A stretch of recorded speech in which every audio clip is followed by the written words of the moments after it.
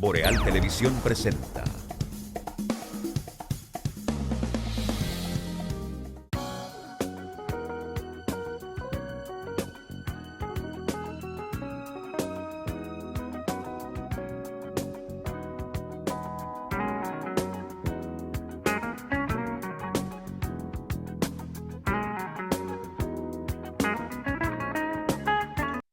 Gracias por seguir con nosotros. Bienvenidos a este Café con Leche, que es el cierre del bloque informativo que produce Boreal Televisión a través de sus canales para todo el territorio de la República Dominicana, así como también con presencia en los sistemas de cables, aplicaciones y plataformas digitales para Estados Unidos, Canadá, Puerto Rico, Centro, Suramérica, Europa y las islas del Caribe.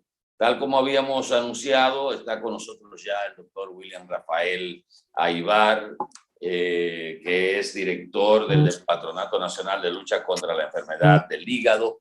El próximo día 28 de julio se conmemora o se celebra, creo que conmemorarse, el Día Mundial contra la Hepatitis, que dentro de todo este tema de la pandemia del SARS-CoV-2 o la COVID-19, hay muchas enfermedades, muchas dolencias que han sido relegadas a un segundo plano y bueno, pues hay que retomar también las cosas que son importantes. Agradecemos al doctor Aybar que esté con nosotros y vamos a hablar de hígado, vamos a hablar de hepatitis en el programa. Doctor, bienvenido al Café con Leche. Gracias, Atahualpa, y un saludo a Danilo Basilio, mi amigo, que está en cadena, ¿verdad? Sí, están con nosotros tanto Danilo Basilio como Miguel Torres, que están desde sus hogares participando en el programa como de costumbre.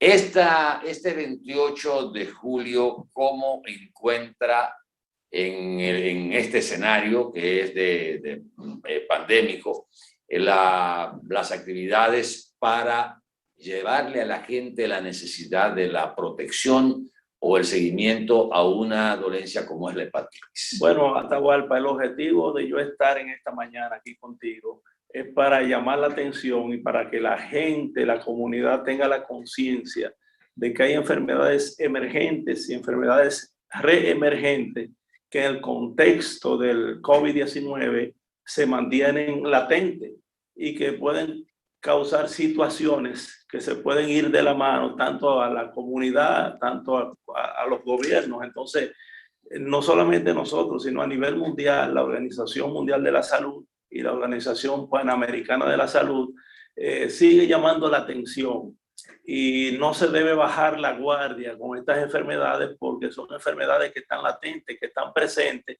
y que nosotros debemos insistir en que a pesar de que tenemos una carga económica, una carga que afecta a los gobiernos, pero una carga que también las comunidades tienen que pagar el precio, el sufrimiento humano, y por eso nosotros aquí estamos para llamar la atención sobre estas enfermedades emergentes que en ningún momento se pueden descuidar, porque cuando esas enfermedades se descuidan, entonces puede que dentro de un año, 6 meses, 2 años pase la situación que se está viviendo con el COVID-19, pero queden los estragos, queden las consecuencias de estas enfermedades emergentes, como son las hepatitis crónica.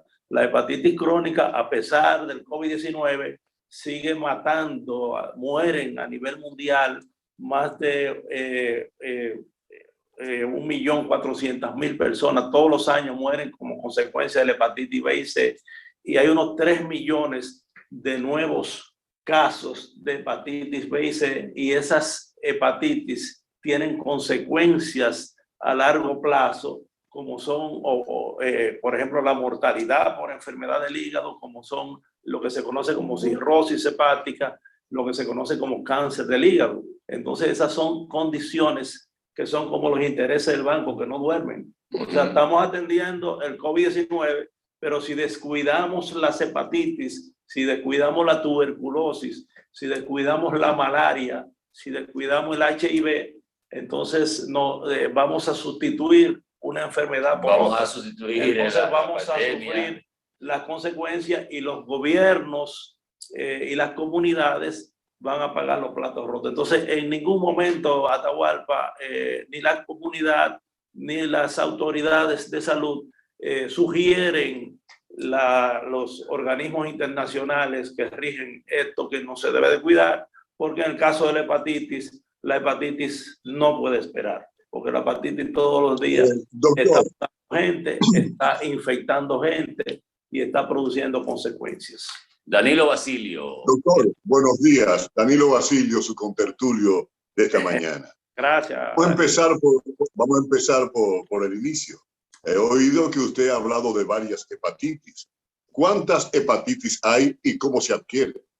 Bueno, hay muchas hepatitis, pero la más importante y las que más nos interesan son aquellas que tienen un origen o una etiología de tipo infectocontagiosa, como son las hepatitis A, B, C y D y E, que son las que más se mencionan y las que más se tratan y las que son más frecuentes. Entonces, esas son las que nosotros manejamos, aunque existen otro tipo de hepatitis, pero en este momento, en el contexto de un tiempo de pandemia, las que más nos interesan son esas hepatitis infectocontagiosa, que es lo que nosotros podemos manejar, es lo que el Estado tiene la obligación de fomentar la educación para la salud y tratar de que las personas enfocadas en la pandemia actual se olviden de que existen esas enfermedades. Doctor, cuando uno oye una calificación de una dolencia de infecto contagiosa, ya como que uno se siente como que se dice compelido. Sí, porque dice, bueno, es lo que dice la gente, eso se pega. Bien, sí. Eso se pega. Si es infecto contagioso, sí se pega. Porque hay algún se transmite medio de transmisión. De una persona a otra. ¿Cómo se transmite?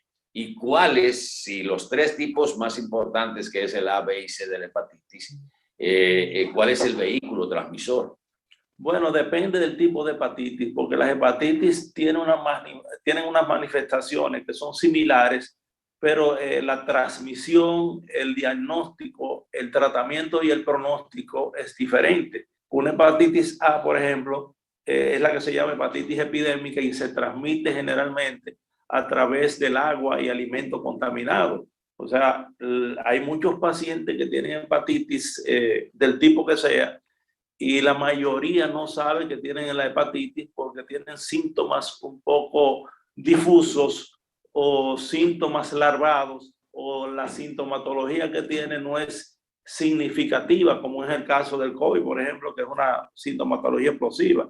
Y usted va a un restaurante, por ejemplo, hay una persona que manipula los alimentos y está contaminada por una hepatitis A, por ejemplo, y a través de esos alimentos puede transmitirle la hepatitis. O sea que tenemos que tener en cuenta que las hepatitis no se pueden descuidar, que están ahí. La hepatitis B, por ejemplo, todos recordamos que se transmite a través de la sangre y su producto, a través de transfusiones. Ahora mismo que se utilizan los tatuajes, los piercing, los pasadores, también se transmite por relaciones sexuales, y mujeres embarazadas que tienen hepatitis y a través del trabajo de parto pueden transmitir la enfermedad a los niños. Entonces eso hace que la cantidad de personas, el reservorio de personas que tienen hepatitis que la pueden transmitir sea muy alto. O sea que depende del tipo de hepatitis. Por el sentido general, Danilo, el agua contaminada,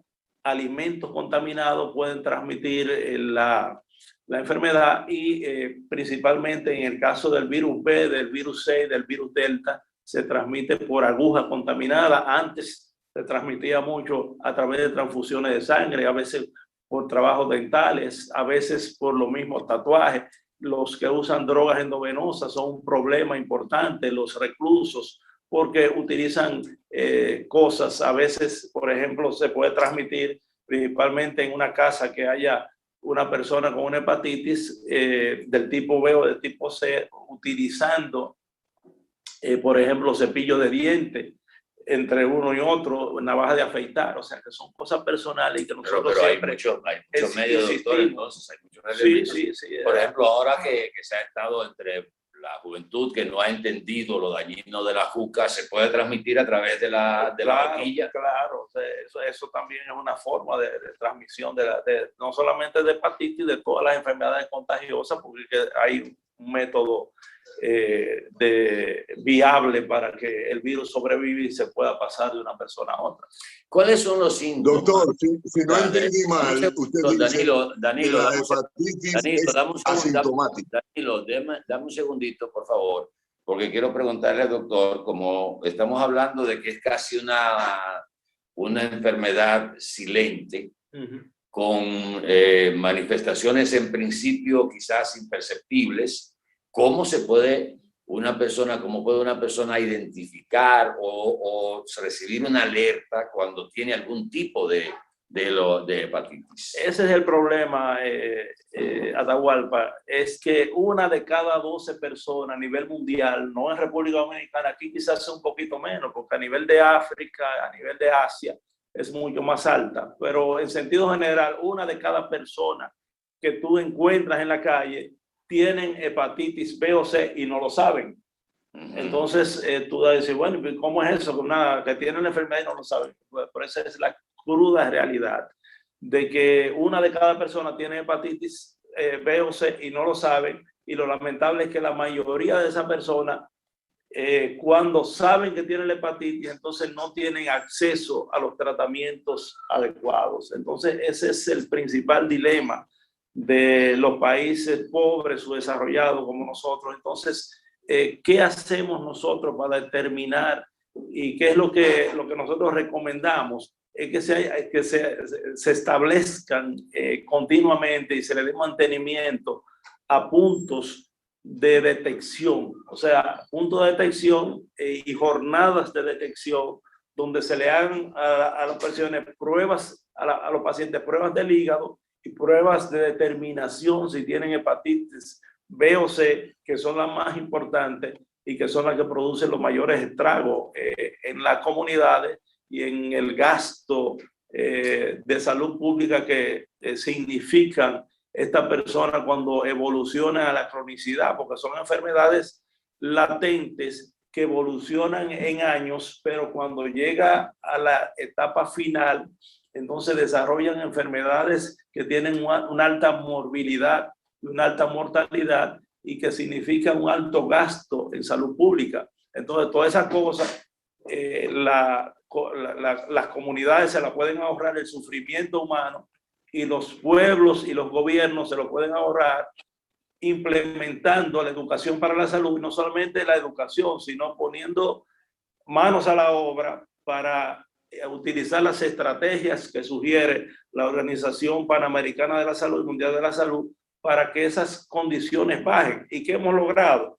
Hemos logrado que hace unos 5 o 6 años la mortalidad por hepatitis B y C eran de 4 millones de personas al año que se morían. Ahora se están muriendo 3 millones, o sea, hemos bajado 1 millón. Y eso se debe a que se han implementado o al diagnóstico temprano, ¿no? Dirigidas por estas autoridades de salud y que hay medicamentos ahora que son mucho más efectivos, principalmente contra la hepatitis B y C, y que hay vacunas disponibles desde 1982 para la hepatitis B y para la hepatitis A.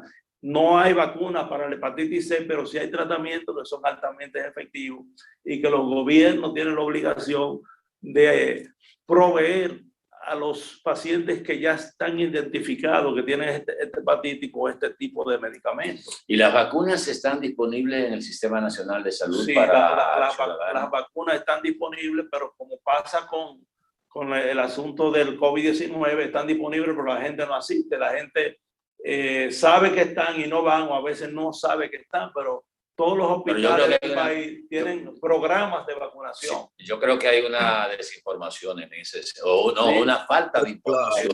Pero sí en el Hospital Cabral Ibáez, que es donde laboramos, hay un programa de vacunación que es muy activo y muy efectivo.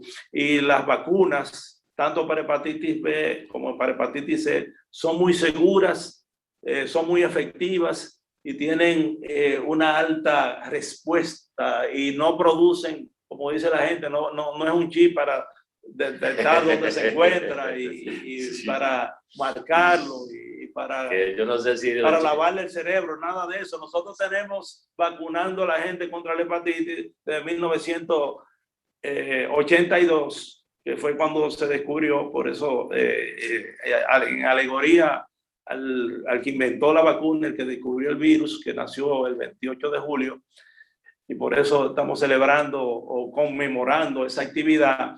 Y la estamos usando, y yo no he visto ninguno que se ha vuelto un monstruo, ni ninguno que le ha pasado nada como consecuencia de esas vacunas. O sea, que yo creo bastante en todas las vacunas y principalmente con la vacuna de la hepatitis B y la hepatitis A, que la estamos usando ya desde hace 30 años. Danilo Basilio tiene una pregunta. Doctor, ¿y qué usted sugiere? Porque ahora quiero yo irme a chequear a ver si tengo eso, porque si no tiene ningún tipo de manifestación y hay una vacuna, que yo no sé para qué existe la vacuna o para qué existen los medios de comunicación, para hacer medicina preventiva, ¿por qué razón eso no se propala para que la gente lo sepa? Ahora quiero yo irme a hacer la prueba y después vacunarme. Bueno, ese es el objetivo, Danilo, llamarle la atención no solamente a nosotros como autoridades, sino a la población, de que eso está ahí para ellos, que eso existe, y que el objetivo de la medicina moderna, de la medicina moderna, del sistema de salud moderno, no es que la gente vaya y venga al hospital, sino que el hospital vaya a la comunidad, de que la gente no esté saliendo y entrando de los hospitales, sino que la gente no tenga que ir a los hospitales. Y si va, sea para citas puntuales en que vaya a ponerse la vacuna, en que vaya a hacerse el chequeo anual. Ese es el objetivo de una medicina humana, de una medicina del futuro. ¿La detección de la hepatitis se hace a través de un hemograma? Bueno, podríamos decir parecido a un hemograma. Se saca un poquito de sangre y ese poquito de sangre entonces te dice a ti que probablemente el paciente tenga hepatitis. Entonces, cuando tenga ese marcador, esa persona debe ser enviada a un especialista para decidir si ese marcador que tiene de hepatitis indica que el hígado también está. Que tienen el marcador positivo porque el virus solamente está en la sangre, y hay otro donde el virus afecta el hígado. Que la gente cree que el corazón es el órgano más noble, pero el órgano más noble del cuerpo humano es el hígado, porque bueno, es el único que creo que se regenera por sí mismo. No, y como decimos en buen dominicano, es el único pendejo del hígado, porque toda la toxina y todo lo que usted le echa, usted está tomando alcohol y está fumando, que sí o qué, y el hígado que se encarga de limpiar todo eso. No dejarlo hacia la circulación general. Adelante, Miguel. Sí, cómo no, gracias. William Rafael Aybar, mucho gusto. Miguel Torres por aquí. Hola, Miguel, ¿cómo estás? Bueno, mucho gusto, bien, en este miércoles, en el Café con Leche. William. Gracias, a tu orden. Gracias. ¿Cuál es la de las clasificaciones en que se han denominado las hepatitis? ¿Cuál es la que más se contagia en términos de la actividad sexual? Naturalmente que eso tiene que tener un escenario de promiscuidad, pero las personas ya que están normalmente viviendo en pareja organizada, creo que ahí no puede llegar contagio. Yo creo que Miguel tiene una alta preocupación por el asunto sexual. ¿No te parece? Y por último, escúchame, y por último, ¿por qué un piercing puede producir hepatitis? Por ejemplo, hay mujeres que tienen en su parte más noble, maravillosa, el clítoris, un piercing. Eso tiene que ser contagiante. Ahora, ¿por qué puede producir hepatitis? No lo produce, lo transmite. Lo transmite. Mira, Danilo, lo que pasa es bueno, para contestarte la pregunta, el virus B es 100 veces más infectante que el virus del SIDA. O sea, primero decir que... Y cada 30 segundos se muere un paciente como consecuencia de la hepatitis B y C. O sea, lo que se muere de hepatitis en un día, se mueren por SIDA en un año. Parece paradójico, pero lo que pasa es que el SIDA en su momento produjo más bulla, pero el hepatitis B y C produce más muerte y produce más consecuencias. Entonces, el caso del piercing, como te dije, una aguja contaminada, a veces una aguja contaminada en un hospital de un año que se quedó debajo del colchón, una persona se acuesta en eso y se pincha y puede infectarse principalmente con hepatitis B porque es sumamente infectante. Entonces un piercing tiene que ver con que tú tienes un contacto de tu sangre con el medio externo. Entonces esa sangre tú no la estás viendo porque cicatrizó, pero eso todavía sigue produciendo algún contaminante que en un momento determinado y según las circunstancias puede transmitirse a otra persona. O sea que los piercing, como dije, la acupuntura, la tinta que se usa para los tatuajes. Entonces esas son cosas, a veces los aparatos de manicure y pedicure que cuando no se desinfectan bien, entonces podría transmitirle a la persona que van a un salón y no tienen condiciones higiénicas adecuadas, entonces eso podría también... Que lo ideal es que cada persona que vaya a un salón lleve una manicure, un pedicure, que se lleve que tenga su alicate, su lima y todas esas cosas. Doctor, usted esa parte de... No, y también si usted va a salir con su muchacha, usted lleva su cepillo de dientes, usted lleva su... Sí. de aunque eso sería ¿no? como sí, antihigiénico. Sí, porque usted no puede, no, que déjame coger el mismo cepillo, déjame afeitarme. No, eso hay que tener precaución. Aparte de subdirector de la dirección técnica del Hospital Cabral Ibáez, el doctor Aybar es investigador y me gustaría también saber cómo ha avanzado la investigación en la República Dominicana para tratamientos relacionados con las enfermedades hepáticas. Hasta dónde hemos llegado y los avances que hemos tenido.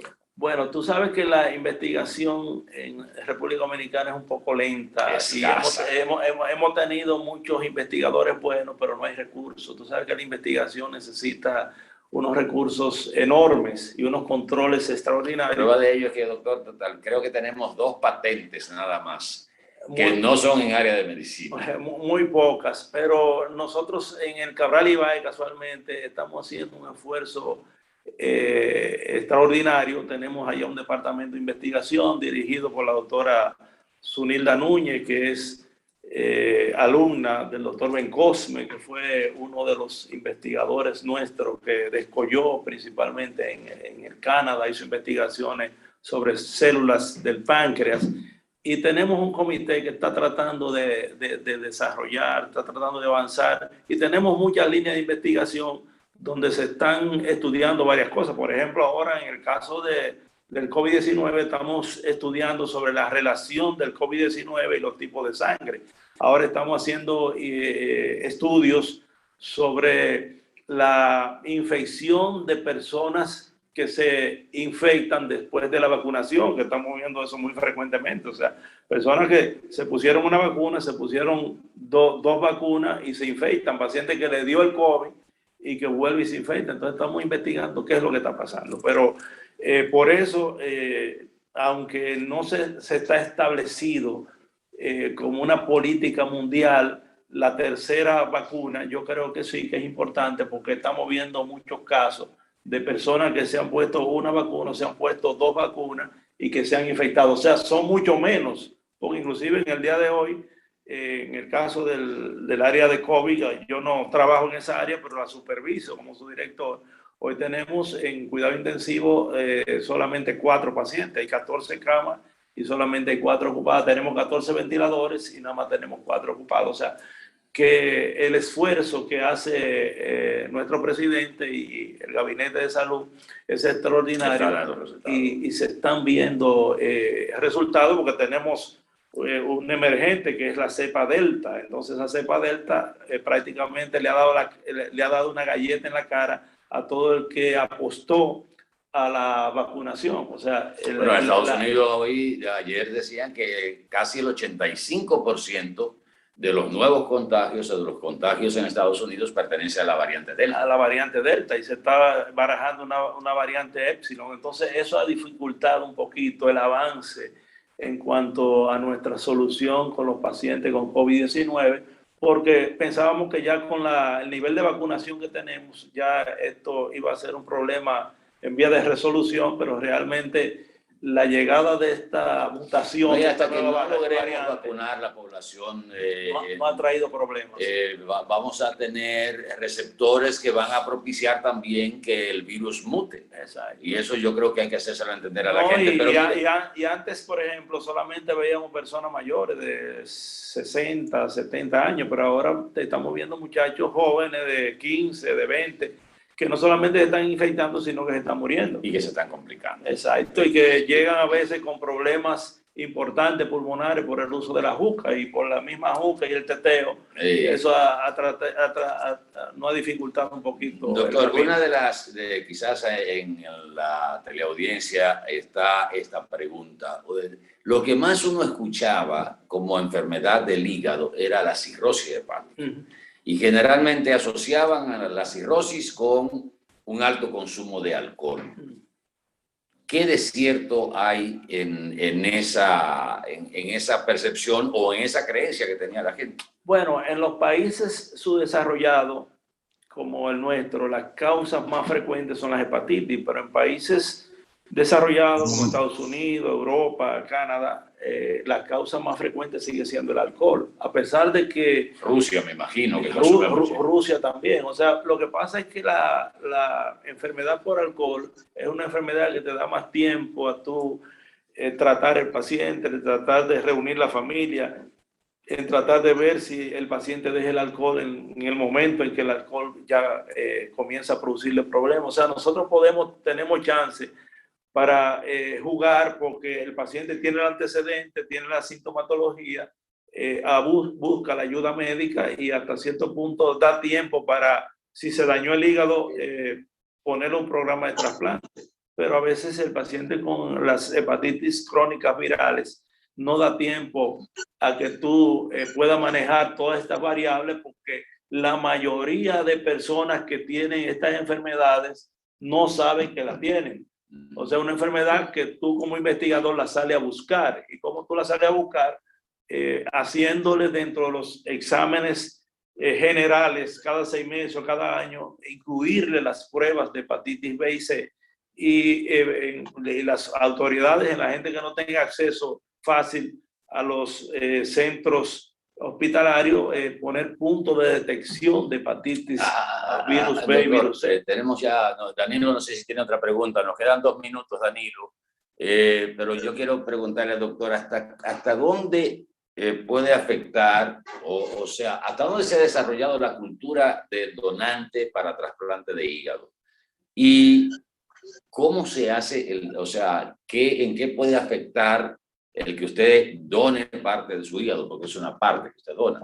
¿Y qué tiempo dura ese órgano para regenerarse por completo? Mira, Atahualpa, es un tema un poquito escabroso, pero hay muchos países que tienen la cultura de que todo el mundo es universal, la donación de órganos, entre ellos el hígado. Hay otros que hay asociaciones para donación. Pero hay, por ejemplo, por eso son de cadáveres, ¿verdad? Una gente se muere, pero también, como tú dices, hay donación de un hermano a otro hermano, de un hijo al padre de hígado. El problema de eso es que tú tienes que operar los dos. O sea, tienes que operar el que le va a quitar el pedazo de hígado y tienes que operar al que le va a poner ese pedazo de hígado. Entonces, son 2 cirugías. Entonces, se prefiere generalmente que sea un hígado de cadáver a una persona que necesite un trasplante de hígado. Aquí en Santo Domingo tuvimos algunas experiencias con trasplante de hígado, pero creo que se ha abandonado porque no tenemos una infraestructura que nos permita. Porque, por ejemplo, el trasplante de hígado en Colombia es muy frecuente. Se ha desarrollado muchísimo. Sí, sí. En Colombia ellos han desarrollado eso porque ellos tienen mucho más muertos que nosotros.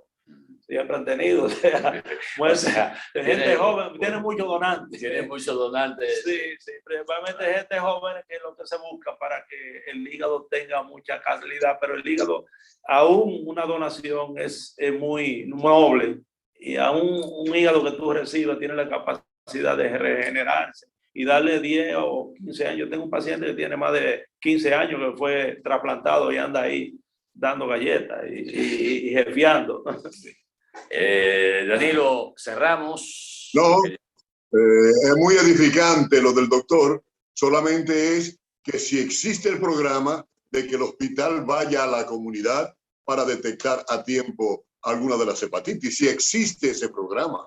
No, el programa no existe por ahora, pero tenemos un año en estas LIDES, entonces estamos tratando de que sea ese uno de los proyectos de que el hospital vaya a la comunidad. Doctor, no de la comunidad en 30 segundos, ¿hay algún programa, porque no hemos hablado de eso, hay algún programa que se vaya a desarrollar el próximo 28 de julio? ¿Alguna actividad? Sí, tenemos una actividad, que ese es el objetivo primario de mi intervención, que se va a conmemorar en el Hospital Cabral Ibáez, en el área de consulta externa, en la primera planta, y ahí vamos a tener una conmemoración, una alegoría. Ahí vamos a tener autoridades, vamos a hablar sobre esto que yo he hablado y vamos a tratar de que la gente tenga conciencia y que los médicos también tengan conciencia, porque hablamos de la gente, pero hay muchos colegas que a veces se olvidan también de que existen otras cosas aparte de sus enfermedades,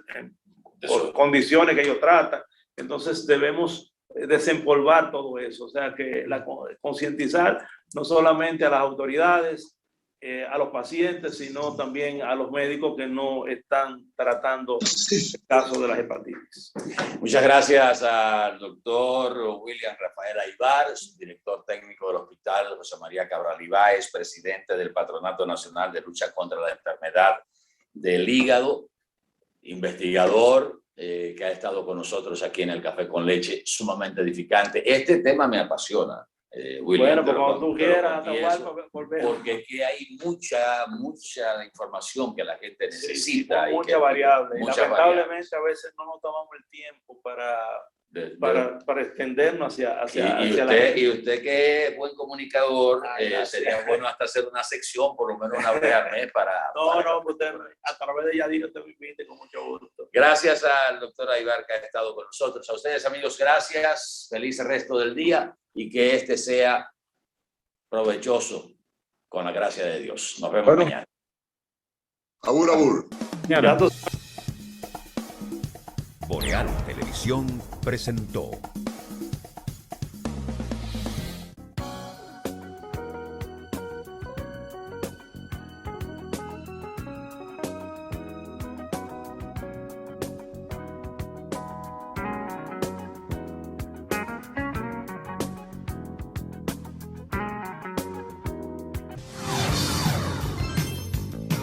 Estás viendo Boreal Televisión, voz dominicana.